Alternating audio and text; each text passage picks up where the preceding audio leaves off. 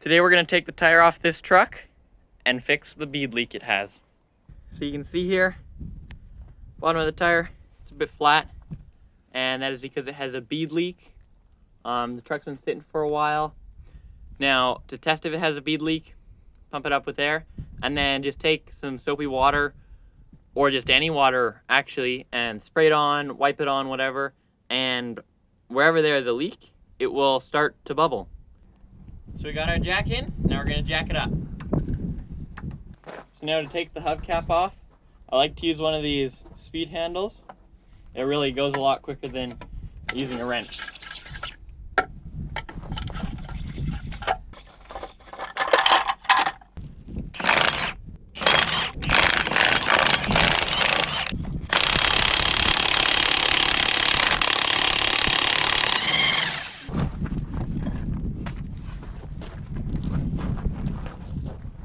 So next we're going to take out the valve stem valve and let all the air out of it so that we can fix the bead leak.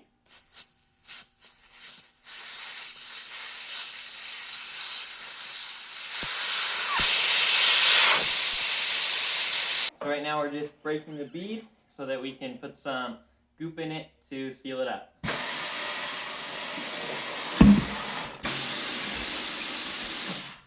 Okay, so now we're going to take some of this slime and we're going to just spread it around the bead and try and seal it, and then we're going to flip it over and do it on the other side.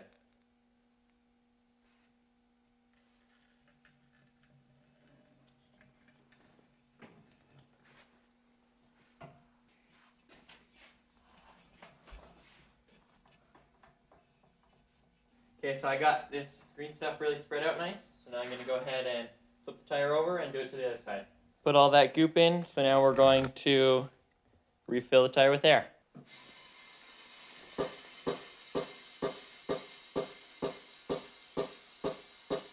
Okay, so now that we got it filled up, I'm going to reinstall our valve stem.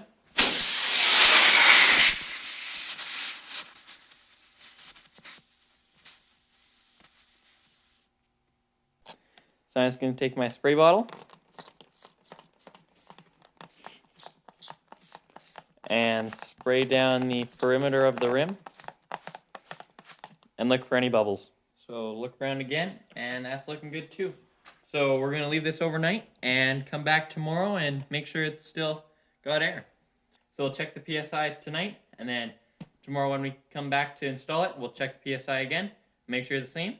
If it is, we'll go ahead and install it. Okay, so now I pulled the tire back off of the machine, checked it today, and it's all good.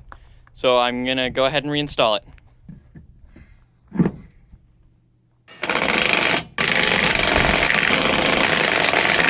There we go. Now I'll lower it down and then I'll use the torque wrench. So I got my torque wrench, set it to 120, that's what I'm going to run.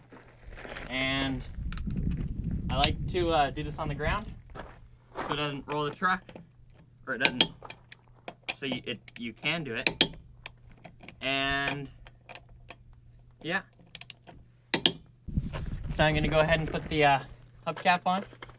Whenever you're doing this, make sure to always start the nuts by hand, both on the lug nuts and on the hubcap, so that you don't risk stripping either of them, because that just leads to a bad day.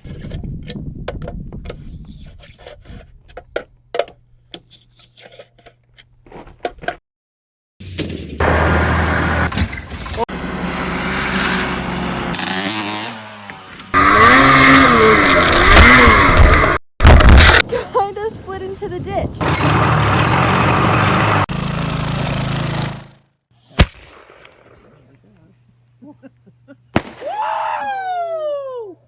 That was a good one!